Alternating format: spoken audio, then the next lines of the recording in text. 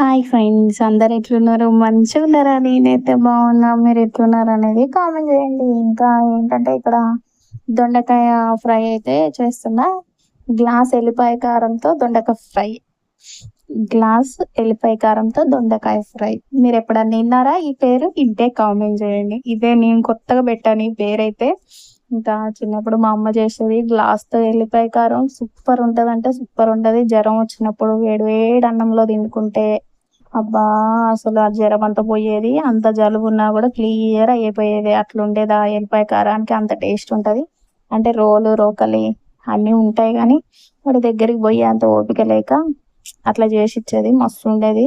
ఇంకా నెక్స్ట్ అయితే దొండకాయలు కట్ చేసుకొని, పచ్చిమిర్చి కట్ చేసుకొని, ఇంకా దొండకాయలు కూడా మంచిగా సన్నగా కట్ చేసుకున్నాక తాలింపు వేసుకొని, కొన్ని ఆ తాలింపు గింజలు,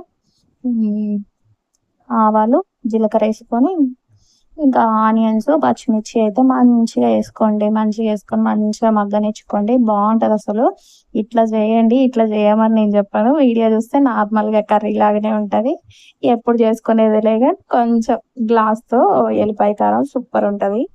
ఇంకా మంచిగా ఉప్పు కారం వేసుకొని చేసేసుకోవడమే. ఇంకా దొండకాయ కర్రీ ఎంతమందికి ఇష్టం ఉండదు కామెంట్ చేయండి. మా ఇంట్లో అయితే ఎవ్వరు ఎక్కువ తినరు, నేను కూడా తినాను. కాకపోతే ఇట్లా ట్రై చేసి తినండి, మస్తు ఉంటుంది. అంటే ఏంటిది, కచ్చపచ్చగా దంచి మంచిగా ఉంటుంది అట్లా. ఇక మంచిగా పసుపు వేసుకొని, ఇక దొండకాయ ముక్కలు అయితే తాలింపులకైతే వేసుకున్నాక అవి మంచిగా కిందకి మీదకి కలిపేసేసి, ఇక పసుపు అన్నిటికి పట్టేటట్టు కలుపుకోరి మంచిగా ఉంటుంది. ఇంకా ఇవైతే మంచిగా తాలింపులో మగ్గాలి. ఎంత మంచిగా మగ్గితే అంత బాగుంటుంది ఫ్రై అనేది. ఎప్పుడైనా దొండకాయ చేసేటప్పుడు మూత పెట్టకండి, తొందరగా స్మాష్ అయిపోతాయి అనమాట ముక్కలు. ఏ కర్రీ, బెండకాయ అయినా, దొండకాయ అయినా, కాకరకాయ అయినా మూత పెట్టి చేస్తే అంత మంచిగా ఉండవు, టేస్ట్ అనిపిస్తుంది నాకెందుకో. నేను చేసే పద్ధతిలో మీరు కూడా ఎట్లా చేస్తారు? మూత పెట్టి చేస్తారా, మూత పెట్టకుండా చేస్తారా? కామెంట్ చేయండి. టమాటా వేస్తే ఖచ్చితంగా మూత పెడతా, కానీ టమాటా లేకుంటే ఇట్లా ఫ్రై లాగా చేసుకుంటే మూత పెట్టనబ్బా. ఇంకా ఇప్పుడైతే మంచిగా 5 minutesకి చూడండి మంచిగా మగ్గిపోయినాయి.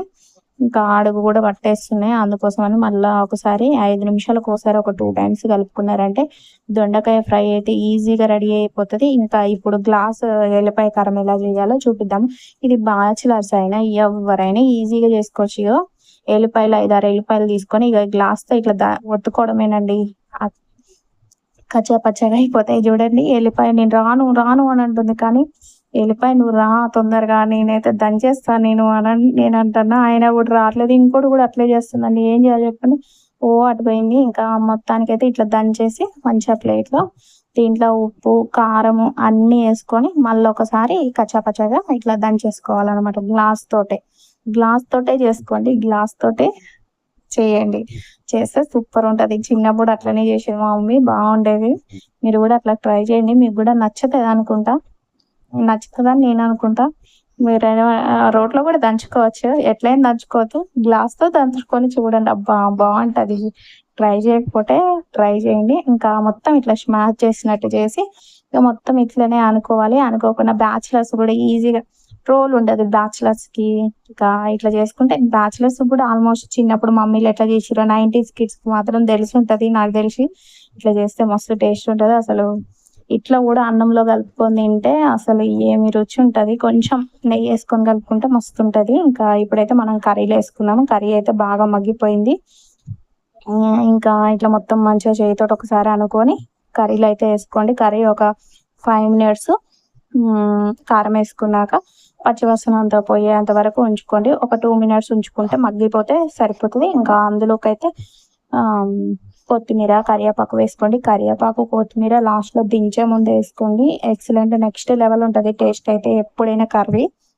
ఇంకా ఈ వీడియో చూసినప్పుడు మీకు ఏమనిపించింది ఏంటనేది కామెంట్ చేయండి. కర్రీ గురించి ఇంకా ఈజీ, నేను ఏదో కొత్తగా డిఫరెంట్గా చెప్పలేదు. అదే ఓల్డ్ ఈజ్ గోల్డ్ అంటారు కదా, అట్లా అన్నమాట. ఇంకా దొండకాయ ఫ్రై అయితే అయిపోయింది. ఇంకా 2 minutesలో గ్యాస్ ఆఫ్ చేసుకోవడం. వేడి అన్నంలో కానీ, చపాతీలోకి కానీ, రోటీలోకి కానీ, ఫుల్కాకు కూడా సూపర్ ఉంటుంది ఈ కర్రీ. ఇంకా కొత్తిమీర, కరివేపాకు, పుదీనా ఉంటే మీ ఇష్టం. నేను కొత్తిమీర, కరివేపాకు అయితే వేసుకున్నా. ఇంకా కర్రీ అయితే రెడీ అయిపోయింది. ఇంకా గ్యాస్ ఆఫ్ చేసుకోవడమే. ఇంకొక 2 మినిట్స్ ఉంచి ఇంకా వీడియో నచ్చినట్లయితే లైక్ చేయండి, షేర్ చేయండి, కామెంట్ చేయండి, సబ్స్క్రైబ్ చేసుకోండి. ఇంకా మళ్ళొక ముచ్చటతో మళ్ళీ కలుద్దాము. ఇంకా మీకు కూడా వేయాలా వేడివేడిగా రైస్ పెట్టుకొని మా ఇంటికి వచ్చేసేయండి. మరి ఈరోజు నేను దొండకాయ కారం, గ్లాస్ కారం